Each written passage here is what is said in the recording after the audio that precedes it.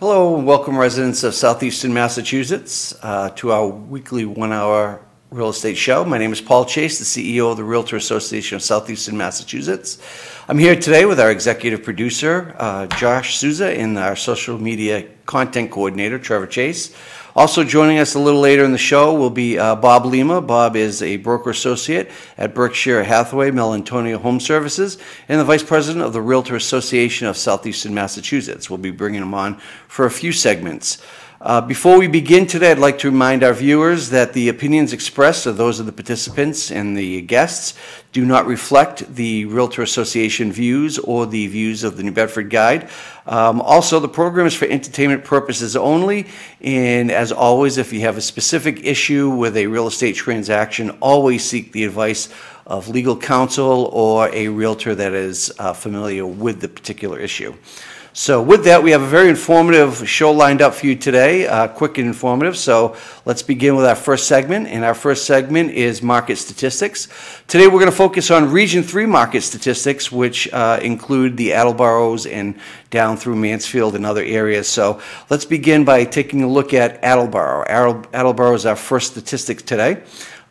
Taking a look at January 2018, pending sales for Attleboro are 27, which is flat over last year, exactly the same as they were in 2017. Closed sales up just a little bit to 30 closed sales over last year, so there's a 36% increase over last year in closed sales. And the median sales income, the median sales price has dropped just a little by 11%, down to $294,000. Moving on to North Attleboro at this point, we do see a increase in pending sales over last year. Last year's pending sales were 15. This year there are 18, which shows an increase of about 20%. Those pending sales will most likely bring up closed sales for next month, for the month of February, that is, when they are out. Closed sales for North Attleboro, we had 19, which is also trending upward from last year at 46%. And the median sales price on a home in North Attleboro at this point is $370,000, which is just about 11% lower than last year. Moving on to Mansfield right now. Mansfield's closed sales for 2018 were 10. That is up 25% from last year. Closed sales are down just 1 to 9. Last year they had 10 closed sales in 2017. So, and the median sales price for the town of Mansfield is right around $436,000, which is a 9.5% increase over last year. Moving over to Norton. Norton has 12 pending sales as of January of 2018, so that'll equate to a busier February once those statistics come out. 2017, there were only 9 pending sales in the town of Norton in January. Closed sales for the town of Norton for January. This year we have 9, over last year 14, which represents about a 35% decrease. Median sales price for the town of Norton is at $325,000. It's an increase of almost 10%. And as with most of these cities and towns in the area, we'll just simply say that inventory for homes is still down dramatically throughout the entire region, as is in Norton as well. The City of Taunton. So the City of Taunton for January of 2018, we had pending sales of 33, which represents an increase over last year. Last year there were only 24 pending sales in the month of January, so that's an increase of about 37% over last year. Closed sales are also, well, closed sales are down a little bit, down 16%, with a total closed sales of 25. But you'll notice with the pending sales being up 37%, they are expecting a much higher sale rate in February. So we'll have to look for that when the February statistics are out. And the median sale price for the town of Taunton at this point is $282,000, which represents about 4.4% decrease. And we will, before we go on to the next one, since Taunton is a major city, we don't necessarily do this with a lot of the outliers, but in the major cities we talk a little bit about condominium properties as well, because there are more condominiums in the major cities. So in the city of Taunton for January of 2018, pending sales were at 7, which was about the same as last year, down just slightly. Closed sales, there were 11 closed condominium sales in 2018, and the condominium median sales price at this point in January of 2018 is at $162,000. Moving over to Berkeley. Berkeley, we see had pending sales of 5, which is just about where it was at this time last year. And there are 2 closed sales for the month of January in 2018, which represents 2 more than there were in 2017. The median sales price for the town of Berkeley at this point is $432,000. Moving alongside to Lakeville, Lakeville saw 6 pending sales. For the year, the month of January in 2018 over last year. Last year, pending sales were 5. So we're down just 1 over last year for pending sales. Closed sales remain the same as last year with 7, so that represents an exact amount. And the median sales price for a home in Lakeville at this point is $209,000 as of January of 2018. We also have Middleborough now, and in the town of Middleborough, we have pending sales which are up over last year. Last year's pending sales were 14, and this year a sharp increase of 70% to 24 pendings. Last year, the closed sales were 9, and this year they're 21. So we see a significant difference over last year in both pending and closed sales in the month of January for Middleborough. And the median sales price, obviously with sharp increases in pending sales and closed sales, you will see a correlation in the median sales price going up. And the median sales price at this point in January of 2018 for Middleborough is $326,000, which represents almost a 30% increase over last year. And now looking at our last market statistic for the day, we'll move over to Rainham. Rainham saw an increase as well in pending sales for this year at 2018 with 14 pending sales, and that's up about 40% over last year. Closed sales are down just slightly to 10 versus last year being 13, and the median sales price for the town of Rainham at this point is $493,000, which represents about a 5% increase over this time last year. And that's our market statistics for Region 3. Next week we will discuss Region 4 market statistics. But in a minute we'll be right back with our next segment. And before we do that, we'd like to discuss a little bit about one of our show sponsors, Megan Faber. So I'd like to talk a little bit about Megan. Megan's accessibility, dedication, and use of modern technology have been the cornerstone of her success. By utilizing modern technology, from the online application to uploading documents to a secure e-portal and using electronic e-disclosures, you can be in your new home or benefiting from your refinance quicker than once imaginable. Meeting face-to-face is always an option, but Megan also believes that if you're running around with your realtor or stuck at work, finding time to meet with your lender may be a time of inconvenience. Having an open-door policy coupled with a strong phone communication, Megan successfully caters to the most hands-on clients as well as those eager to do as much online business as possible in the financial aspects so that you can hear those magic words clear to close a lot quicker. Contact Megan for more information or to begin the mortgage process immediately. And of course, Megan Faber is with RMS Mortgage, so contact Megan. And thank you, Megan, for sponsoring the show.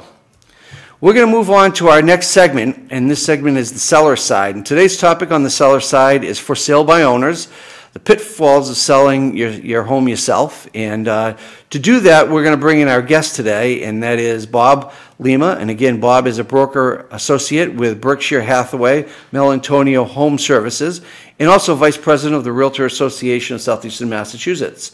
Welcome to the show, Bob. Hello, glad to be here. Great. So we're going to talk a little bit about pitfalls and selling what we call FSBOs, for sale by owners. I would imagine that the obvious reason for trying to sell a home yourself is to save money on the commission. But are there other reasons, or is that one of the main reasons? There might be some self-satisfaction doing it yourself, but I really can't see another reason why anyone would want to do that. Only 9% of the homes that go for sale are for sale by owner, and there's a reason for that. Agent-assisted sales are 18% higher than a FSBO. Really? Yeah. So That's an interesting Yeah. statistic. it sure is. So penny-wise. Pound foolish, yes. is that what they say? All right, so I guess that leads into my next question, which is why, a few reasons why selling your home yourself is a bad idea. Well, first of all, 20% of for sale by owners fail. They don't get sold, and they get put in the Ultimately hands listed of with an an agent. agent. Okay. And at that time, the damage is done. A for sale by owner will be emotionally involved. They'll have trouble negotiating. They'll have trouble qualifying buyers, so they'll have people that are not even qualified in there, and they'll have issues with security. Okay. People will be in there just to almost case out the joint. So it's good to qualify buyers, and agents have a better chance of doing that. People are not going to give a for sale by owner their personal information. Right. So a lot of times the agent's already working with a buyer, That's whether it's a buyer's agent or a buyer coming in that's looking at the listing off of a listing agent. It's still someone an agent may be familiar with. Yeah, and I don't think people put enough stock in what realtors do. There's a lot of time, there's a lot of cost, there's a lot of advertising, and I think that the perception of a for sale by owner is they're really not serious about selling. So if you take all that into account, it's not a real good venture in my view. Okay. Let's talk a little bit about liability for a homeowner as well. So we talked a little bit about the security end of it, but what about things like disclosures or what they may or may not know versus what an agent is, educated on? Well, the laws are always changing. There's paperwork that's always changing. Disclosures are certainly important, and agencies have errors and omissions to cover any mistakes made by, for sale by owner. Any mistake could cost them a lot of money, So, and the laws that change, agents are always constantly getting updated on that, going to classes and staying abreast of all them changes. So it's very important. Okay. If they insist on selling or trying to sell their home themselves, there are options to at least work with a realtor while they have their home for sale by themselves, right? Sure, yeah. You can get agents to work on that, at least the buyer's side of that. Buyers are going to want representation, especially dealing with a seller on its own. If you were to lock out the real estate community, it would be devastating. You'd never, you could get lucky, but the chances are very slim of selling a home. Right. People want to be represented, and most people are represented by an agent. In this type of market specifically where inventory is low, there are people, there are a lot of folks out there that think that, well, I can throw the house on the market because it'll sell quick. But truth be told, there's a lot to a transaction other than just showing the house and going to a close. Oh yeah, there's plenty. Even once you get into an agreement, there's tons of things to do after that. And without representation, even getting into home inspections and that sort of things, you'll find that you're going to get lowballed and gouged through that process, being for sale by owner and not having representation. Again, talking about the personal aspect of it, when you're a seller and you're talking to a buyer and the buyer has issues with home inspections or a specific type of home inspection, it's usually the agent that kind of shields those negotiations from happening. Sure, and work together as a team to do that, where I think for sale by owners would be in a lot bigger bind with that. Okay, yeah.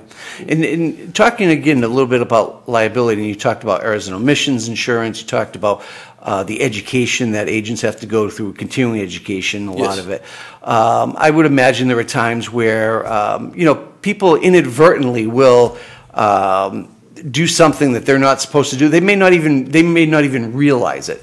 For instance, showing a property or saying something about a family that they shouldn't be saying because it's actually against the law. It's just discrimination, and I'm sure in the business you see that a lot. That there's certain things that you have to abide by that a seller is just not understanding of. I think you touched on that last show with Steve a little bit, right?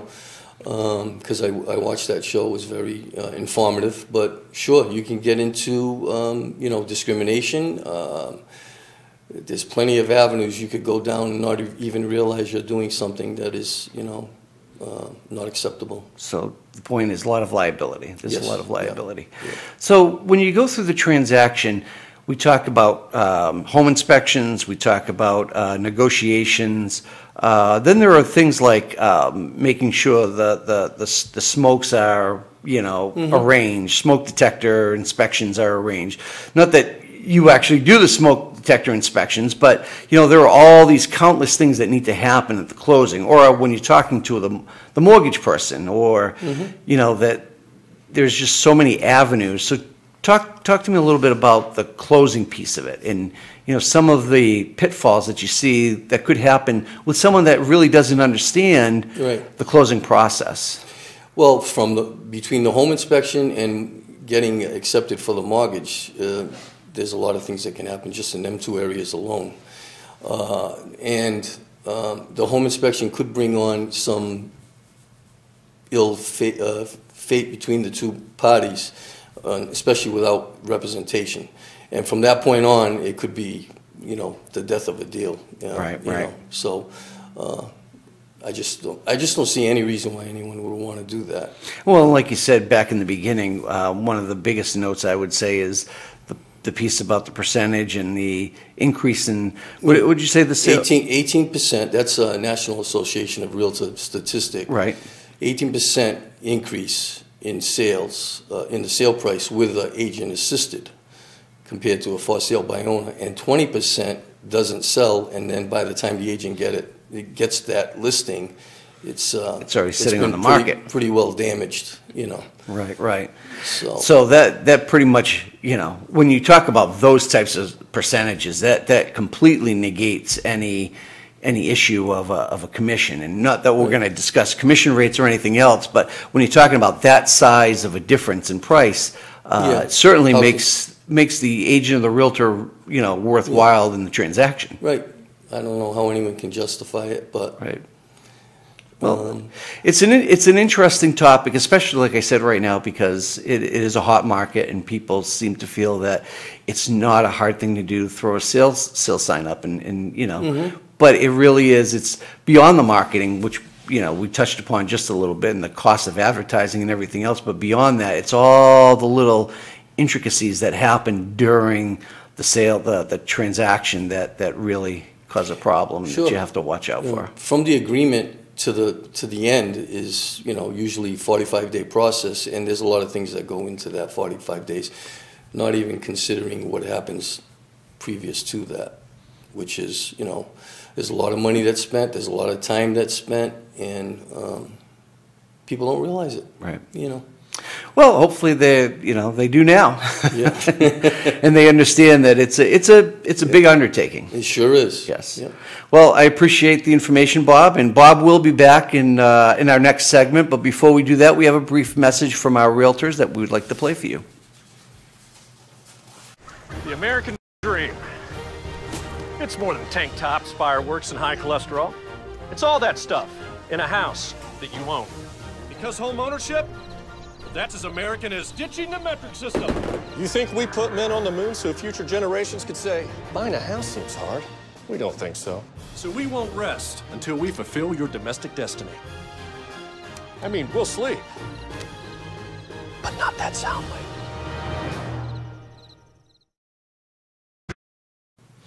And we're back with the Buyer's Guide, our next segment. And this Buyer's Guide, we're going to talk a little bit about the basics of building a home. Again, we're going to bring back Bob for this segment as our guest today. Welcome back, Bob. Thank you. The beginning of the home construction process, there's a lot to new home construction, and I know that you're quite savvy in the new home construction process, so that's why we had brought you in today to talk a little bit about it. It's not always easy with the varied amount of city, town zoning laws and things like that. But let's start with the beginning, and when you first maybe find a piece of land as a buyer, what are some of the things you need to think about when it comes to building a home?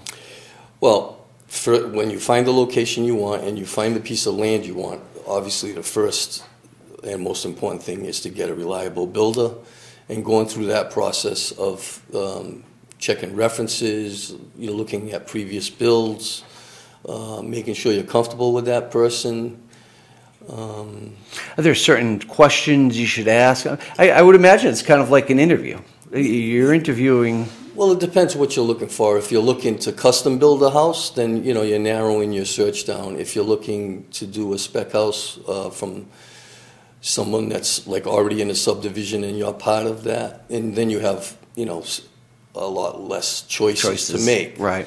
If you're doing a custom build house, then there's less builders out there that are doing custom because it's a lot more time consuming. Just the process of planning could take longer than the house build itself. Right. So you find that there sometimes there's value in going into a development with spec houses because when they not a value, but there are pluses. I guess there are pluses and minuses with any type of home build. You're going to get a house of the size and stature that you might be looking for, but you're not going to get the you in it. And if you're going to custom build a house, you want what you want. Right. So it depends what you want. I mean, there's a lot of nice spec houses out there, but a custom built house, when you walk into it, as soon as you open the door. Right. So it's. So is it fair to say that home buyers need a certain amount of patience when it comes to building a new home? Yeah. Well, you'll know up front how long it's going to take. Once you sit down with your builder and you and the land's all ready to be built and it's passed all its permits and that. Like I said previous, the process of planning is very important because it'll help you down in the end. So you spend a lot of time on that. But a custom built house from finish to end is probably an 8 to 10 month process. And if you know that up front, the patience is not needed. You already know the ending. So I think it's an enjoyable process. I don't think it's something that's agonizing. Needs to be stressed. It doesn't need to be stressful.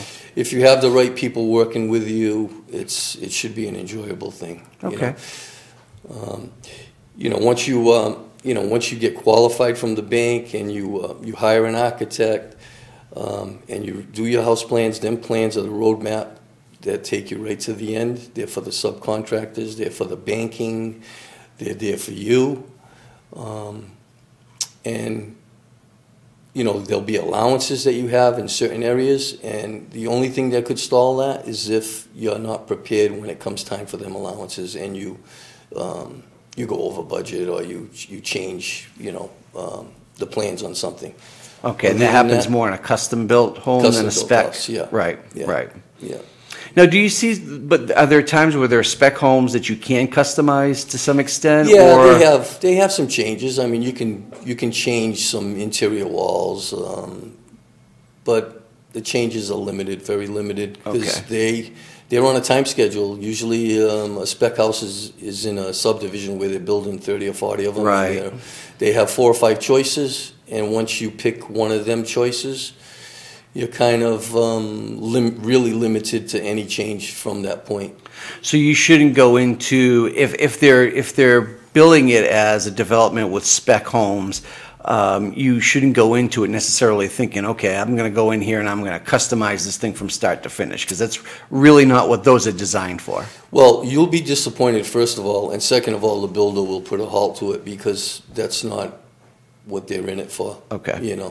It gets too expensive to do that, and that won't happen. I've had plenty of people that have come to me to build a house that have gone to a spec builder previous and said, you won't let us do this, you won't let us do that. Well, there's a reason for that. There's a reason. Yeah. That's my point. Yeah. Right. Yeah. Okay. So whether you're purchasing a builder's package, starting from scratch, are there buffers that the buyers should build in to expenses, and if so, why? Why would that be necessarily? Yeah, usually it's pretty normal to build a 5% buffer is an expense. You have allowances usually for site work. You have allowances for kitchen, flooring, plumbing, electric. Most of them things will stay in budget. So when you say allowances, you mean that each allowance adds up to the full construction amount? Right, well, Okay. there's the package itself for the house. Right. But some of the things don't have a number on it. Okay. They just have an allowance on it. So say a kitchen has $20,000 on it, but you go out and spend $30,000 because you don't, you wanted the highest end cabinets or whatever the matter is. Site work, they could have a budget of a certain number, and then it costs more to put a septic system in or a well than expected in that budget. All in all, if you do these things up front while you're doing the planning and not halfway through the process, you Right. save yourself a lot of headaches. Okay. Yeah. So when you change things on the fly, that's when it gets That's to be when- more expensive and more time consuming, And right? that's when the stress comes in. That's when the stress comes in. And you find that more with the custom builds than you do, again, with Yeah. the, right. Yeah, because yeah. I don't want to say cookie cutters, that's not a fair way to put it, but the ones that are designed, with 4 or 5 different options usually run more on budget, more on time, because Yeah, they're going to run on budget because the choices have less option. the choices you have are in budget. Right. So you can't go out of that.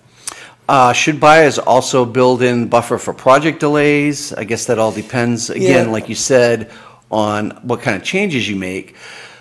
But how often do you find that from one city to another city, town to town, that there could be a difference in time as well?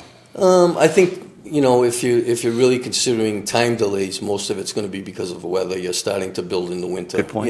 So Sure. that would be the biggest time delay. As far as towns go, the builders, you're building with someone that's a reputable builder. They've worked with all these towns. They know the process. They know the permitting, and they don't get sidetracked with that. So I think the weather is the biggest. Never try to be your own general contractor. Ooh, I don't know about that one. No, Right. that wouldn't be good. That's almost as bad as being a For sale by owner, right? Any other thoughts or tips when it comes to buyers and construction?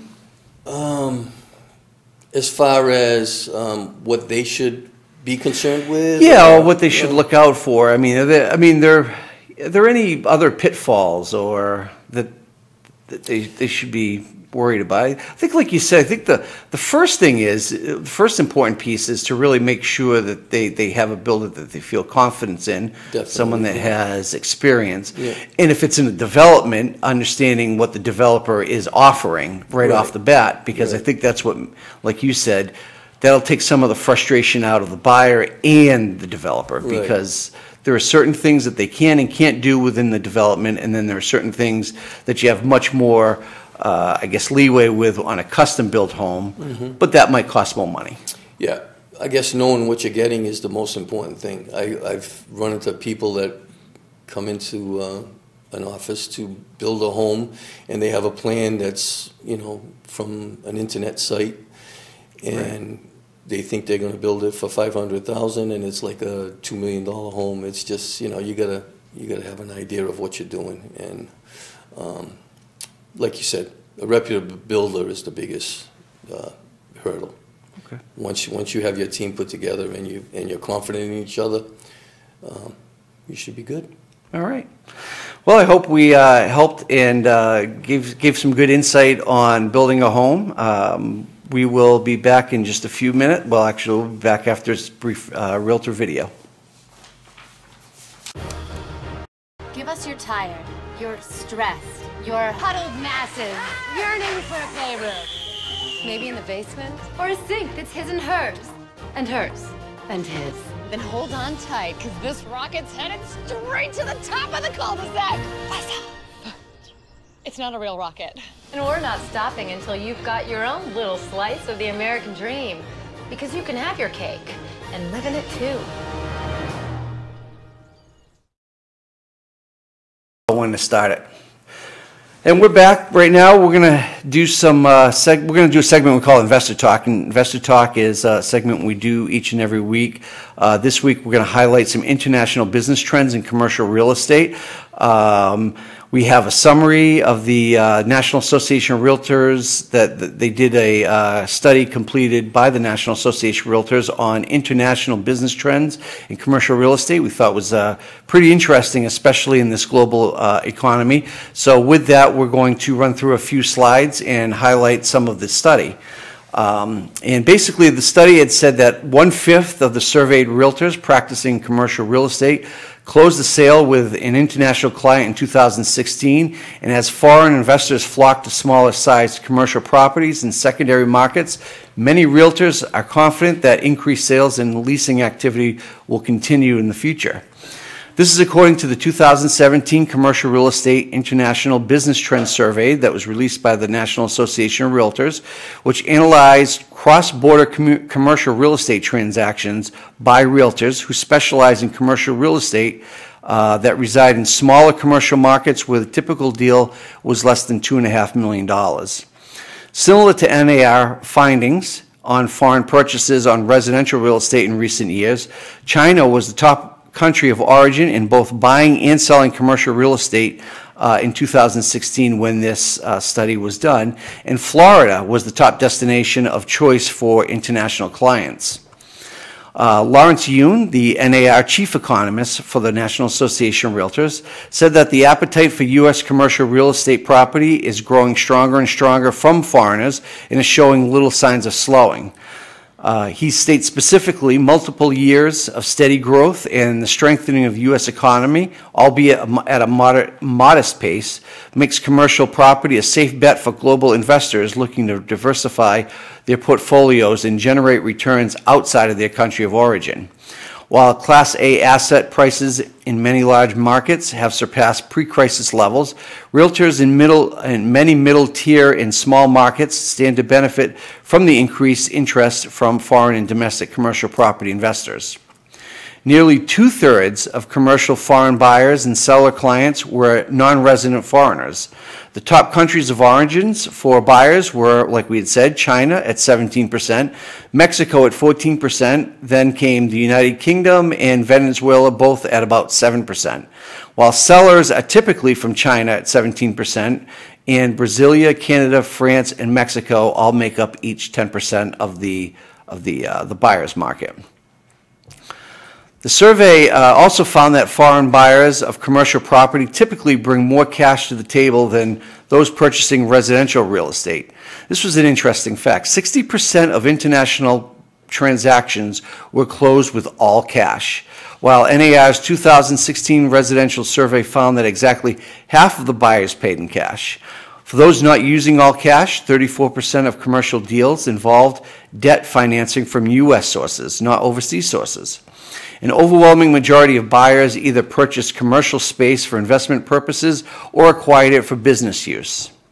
And nearly half of all realtors reported that they experienced a greater number of international clients looking to buy commercial space over the past 5 years.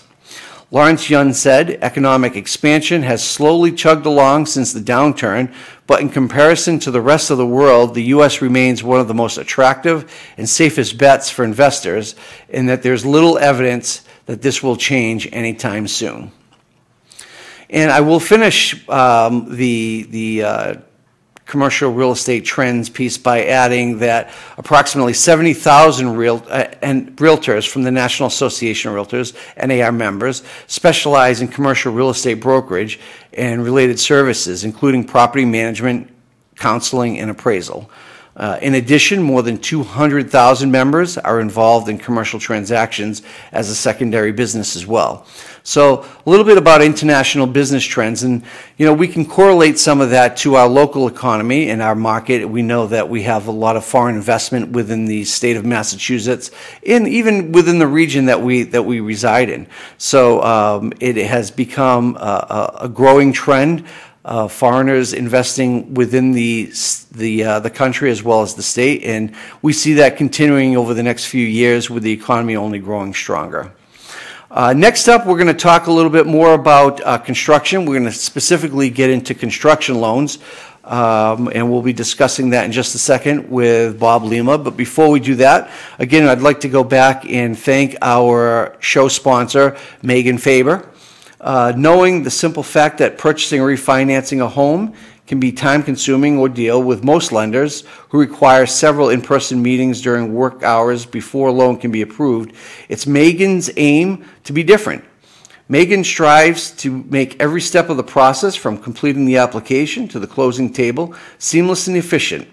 Megan joined Residential Mortgage Specialists, RMS, in 2016 with a passion for helping people to realize their dream of home ownership. Specializing in a wide variety of products that aid everyone from first-time home buyers to the more experienced investor, Megan has separated herself from the rest of the competition. So be sure to contact Megan at RMS today for all of your mortgage needs. And thank you again to Megan for her sponsorship of the program. Now we're going to move into our next segment. This is our financing corner, and today's topic, which has kind of been what we've talked about throughout most of the show today, is construction. And so our financing corner topic today is construction loans. And I'd like to bring Bob back in again, Bob Lima. He is a broker associate with Berkshire Home Hathaway and Mel Antonio Home Services. He's also the vice president of the Realtor Association of Southeastern Massachusetts. So welcome back, Bob. So let's talk a little bit about construction loans. Could there be a difference in the amount? Let's start from the beginning with a down payment. So is there a difference between a down payment that is required on a home loan versus a construction loan, and how would that work? Well, first of all, there's a couple of, I'm not a banker. I'm just going by different programs that I've seen, and there's a couple of different types of loans that a new construction could handle. One of them being a construction to permanent, and that is a loan that takes you from beginning to end, and you can lock in your rate. As far as what the percentage you'd have to put down would be your financial stability on that. A lot of times people still are living in a house and haven't sold it yet, so they don't have as much assets. If somebody had sold their house and they're living somewhere else, then the percentage would be lower. The other type of loan is a standalone construction, and that one you can't lock your rate in. You lock in the construction part of it. So during the construction phase, your mortgage, this is better for someone that hasn't sold their house yet. Okay. The only problem with this type of loan is that you have two closing, one for the construction part of it, and then one once everything gets thrown in at the end for the permanent mortgage. And you can't lock your rate during that process. So at the end of construction, then it would all be one mortgage and whatever the prime rate was at that time. The only other pitfall to that would be if something happened to you financially during the construction phase, then your mortgage could have a higher rate because your financial stability would be lessened. Okay. So there's a lot of different things that go into factors, that. Yeah. Right? So, in that, one of my points to having this particular segment was that there is a considerable difference between construction loans and a mortgage. Yeah. Well, the biggest difference is a regular mortgage has a tangible home where they can go price it out, market it, get a comparable market price on it, so the bank knows exactly what they're financing. Right. Whereas a construction loan, you're going off a plan and you're pricing it off a plan. So working with a builder that they're familiar with, it's an easier process because they're familiar with everything and how they do things. But it's a little bit more time consuming. Someone has to read through all the plans and come up with a value through that rather than a fixed amount. Right. So construction loans vary a little bit in the way that they're put together.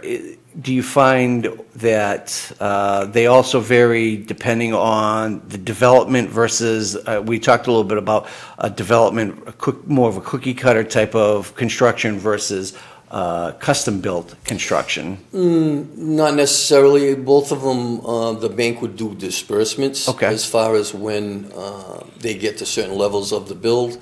There can be numerous disbursements, but each time the bank comes out, you have to pay a fee for that. The usual disbursements are like foundation. They'd come out, and then they'd disperse the amount for that. The next thing might be the shell.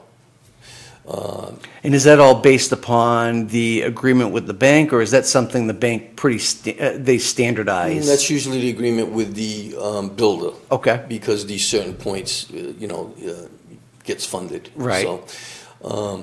So there's like 5 or 6 steps to that as far as disbursements go, right from plumbing and electric and the site, the site itself, right from the site itself all the way till it's fully done with the windows and everything else done on it, finished. So during that disbursement period, it's only interest-bearing payments. Payments. Yeah. Okay. So And then once the home is completed, then it gets rolled into the mortgage. into the regular mortgage. And that's why you can't fix the rate, because we know rates are only locked for such a period of time, and construction can take a while. Yeah, the first loan I talked about, construction to end there, that you can lock can the lock rate that. at the beginning. Okay. Yeah. And there's still disbursements in that loan. Okay. Yeah. So why would someone go with a different type of loan versus? Because on the second type of loan, it's for somebody that doesn't have any assets at all because they haven't sold their house yet. Gotcha. So they want it at the end. Okay. Yeah. So that's for the person that's, like you said, is trying to sell their home. Yeah, hasn't and sold their home yet. Right. They need Yeah. to sell, and they might not have the amount they need right away. Yeah, and you'll find that most times that's the case. That Right. people want to stay in their house till their other house is ready. Okay. So we talked a little bit about the different types of loans, a little bit about down payment, but like you said, that really all depends on the financial situation of the person. Yeah, their purchasing, stability. Their Yeah. stability. Yep. So, I would imagine the buyer, developer, mortgage specialist, and realtor, need to have some strong communication skills throughout the process. What do you find to be the most important piece? Well, I think the whole team is important because every person's expertise helps them in any of every step they take. Okay. From subcontractors to the builder to to the real estate section of it to the banker.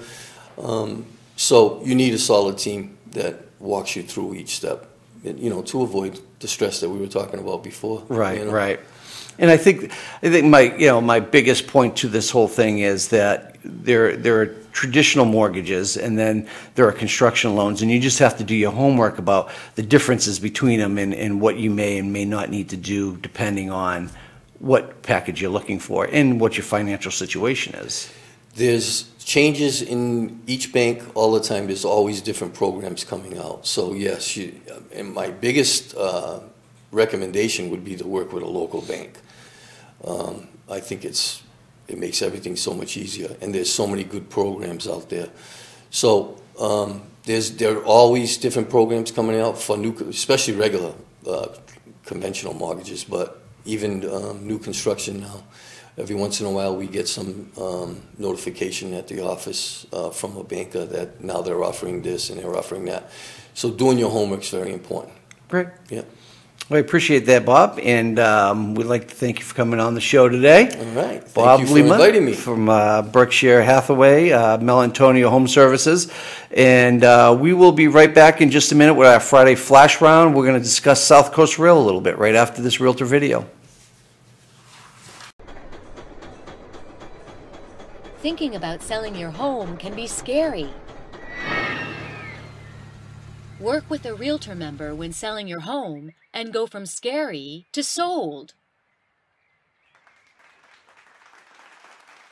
Go to marealtor.com/findarealtor to connect with a Realtor member today. So today we're talking about SouthCoast Rail and Friday's Flash Round, and something that's near and dear to my heart as the chairman of the Rail to Boston Coalition, as well as near and dear to the hearts of realtors out there. The Realtor Association of Southeastern Massachusetts is actually the point organization on the coalition, with the Economic Development Councils of the area, Chambers of Commerce, the South Coast Development Partnership. There's a whole bunch of us organizations that are out there together making this Rail to Boston Coalition. So I'm happy to talk a little bit about SouthCoast Rail today, and make no mistake about it, it impacts our region as a real estate industry. It also impacts our region economic growth, and there's a lot of misconceptions about SouthCoast Rail out there that I'd like to correct. So we're going to take this opportunity in the Friday Flash Round to talk a little bit about SouthCoast Rail this afternoon. So let's bring up image 25, which is the proposed Phase 1 route, and we could talk about that just a little bit for a second. As you can see, the proposed route extends the existing Middleborough-Lakeville service down to New Bedford, Fall River, and Taunton. It reconstructs about 17 miles of New Bedford main line and about 11.7 miles of Fall River secondary line. And again, the key word here is reconstructs. The rail line is already there. Remember, there was once rail down in southeastern Massachusetts, so this is reestablishment of rail. It also upgrades the existing Middleborough secondary track from Pilgrim Junction to Cotley Junction, which is about 7 miles long. Constructs 2 new layover facilities, and also constructs 6 new stations total. The next slide we're going to go to, number 26, talks a little bit about the proposed weekday service schedule under Phase 1. And we talk about Phase 1 versus Phase 2. You'll remember, if you're following SouthCoast Rail, and most of us have for 20 plus years, there was an original Phase 1, which was a Stoughton route, which was going to be an electrified rail. And that's still being considered. However, the thought right now is that we had this new proposal had come out through the governor's office, Governor Baker's office, through Mass DOT. And this Phase 1 would bring rail service down here quicker and much more inexpensively, which is why we're so excited about the potential of rail getting here sooner. Going back to, again, the proposed weekday service schedule, looking at what you see here, basically what we would see is 7 inbound and 7 outbound daily trips from New Bedford, 6 from Fall River, and which would bring a total of 13 from Taunton and Middleborough, because New Bedford and Fall River converge in the Taunton area. So there would be a total of 13 trips total, that being 3 morning peak trains and 3 afternoon peak trains for both New Bedford, Fall River, and Freetown, and again 6 in Taunton and Middleborough. And it's important to note that this will service thousands of potential drivers every single day with this particular schedule. Some other information when it comes to travel time that might be of interest to you. The proposed rail as it is right now in Phase 1 will take about 90 minutes to get to Boston from both New Bedford and Fall River, and about 75 minutes from Taunton. That still is, when you take into consideration the current commuter time in the drive time, the morning and afternoon drive time is about 2 hours on a good day to 3 hours on a bad day. So there's an average savings about 30 minutes to an hour by taking the rail. So when you hear people saying, wow, 90 minutes is a long time, it's actually 30 to 60 minutes quicker than it will be to commute during rush hour traffic. And that doesn't take into consideration the work that you can do, the productivity you can have on the rail as it's going. The other thing we're finding, this is happening out throughout the western part of the country, in California. We've seen it in Chicago, a little bit in Washington, D.C., and actually we're starting to see a little bit of it here in the eastern part of the country as well. Our companies are now starting to roll commute time into their workdays. So in other words, a 9-hour workday or an 8-hour workday is actually 6.5 hours or 6 hours in the office, with an hour and a half built in for commuter rail time or commute time to begin with. More so commuter rail time, because you can be productive on a train. So we're finding that a lot more companies are beginning to do this. And why are they doing this? Well, there are, studies all over now that millennials, newer millennials and older millennials are looking for that commuter rail connection, and they're starting to purchase homes around commuter areas, commuter sites, as well as areas where they can at least get within 15 or 20 minutes of a commuter rail system into a major metro city. Quick comment. Some of the things that I hear from people out there are, well, it's a very long ride, and while it's very long, I have folks that I know of that take trains in that 90 minutes to 2 hours are not uncommon in other areas of the country. And again, it's a mindset. And once you start to do it and you realize the productivity you have on a train, whether it be for work or even for reading or whatever it is you're going to do, you'll find that makes a big difference in your quality of life. Some of the other things that I hear, and this is a big one now, because we're talking about autonomous vehicles and about how we're going to have driverless vehicles over the next few years, and how that could make trains go by the wayside. And I'll tell you a quick story. That I was at a transportation meeting a few months ago, and never really thought of it from this aspect, but the transportation system, the public transportation, I guess, committees and work groups that are out there are now starting to talk and to plan about autonomous vehicles. And part of the issue that they have is these autonomous vehicles are now going to, down the road, as they drive people to work, what they're also going to do is they're going to drive home and dock, and then they're going to drive back to pick up their folks from work and drive back again. So what is that going to do? That's actually going to congest the highways even more. We're going to turn into, instead of just having rush hours in the morning and afternoon, we're going to have rush hours throughout the entire day, because we're going to find these autonomous vehicles coming up from the south or from the north, and they're going to be dropping off folks in the, let's say, greater metro Boston area, and then they're going to drive home, which is going to congest the roadways all day long versus just in the commute times, which was an interesting fact that that I wanted to bring up, because it was something that we don't necessarily think about. Transportation folks are thinking about things like that, and again, why trains and subways are so important to the transit system. So something to think about. Even autonomous vehicles themselves aren't necessarily going to bring about the fall of trains. It's just going to strengthen the amount that we need people circulating through the transit system without driving. Other benefits to building phase one of the South Coast Rail project, it uses active rail lines, like I said before, that Mass DOT already owns. So that makes the construction phase a lot quicker. It avoids major wetland impacts. There are no variances required on this proposed phase one project.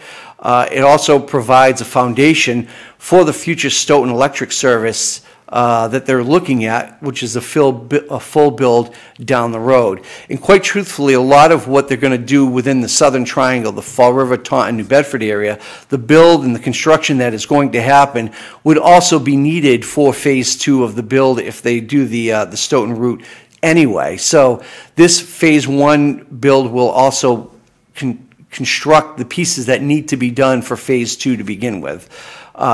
It also, phase one provides construction that could begin within the next year, and the full service could be to South Coast, Massachusetts within 2022. These are real numbers. These are not projected numbers. These are not studies. We've moved beyond studies at this point, and we've gotten further now than we ever have before. The anticipated cost of phase one is about $935 million, and the majority of that funding is already available for construction by the state. So these are areas that are completely different than what you may have heard 5-10 years ago, and why it's so important that we educate the public, especially down in the South Coast, Southeastern Massachusetts area, to understand that we are trying to prepare for this endeavor. So what's next to South Coast Rail for phase one? Well, Mass DOT has filed their required report with the Massachusetts Environmental Protection Agency, MEPA.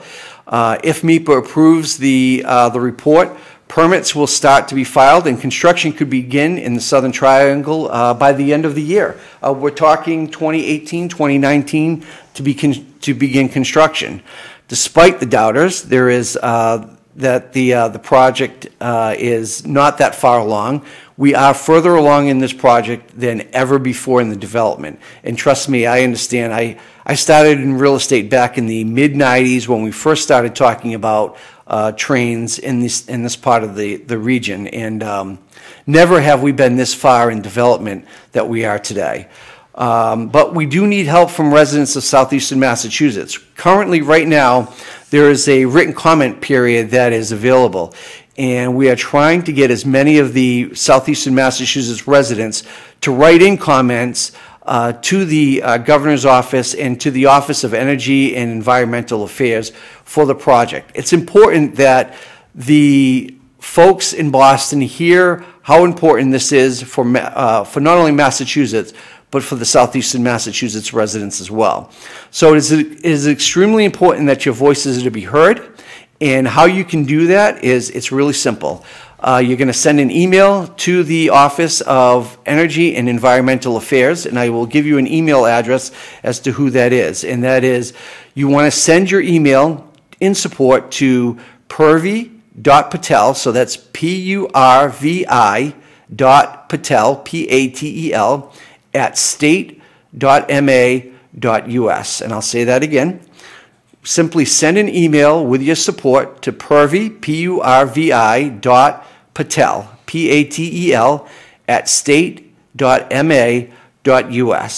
And these written comments are going to be open until Friday, March 23rd. So a week from today, they will be closing up the commenting section. So it's important that we get as many Massachusetts residents in Southeastern Massachusetts to send in letters of support to the Office of Energy and Environmental Affairs so we can show that this project is still important to us, and despite the fact that we are a little exhausted by the long-term efforts that we've had, that it is close and we want to see it through to the end of construction. And that is our Friday Flash Round for today at South Coast Rail. And we'll continue to give South Coast Rail updates on this show periodically as it's warranted. But for today, we are at a wrap to our show. Join us next week where we talk about Region 4 market statistics. We'll be discussing the region of Bridgewater through Brockton, up in the Stoughton area, in that area. We're going to talk a little bit more about some buyer and seller information. We're going to talk more about investments, and we're going to have our Friday Flash Round. So hope you can join us again next Friday. And remember, whether buying or selling your property, always be sure to use a realtor. Have a great week.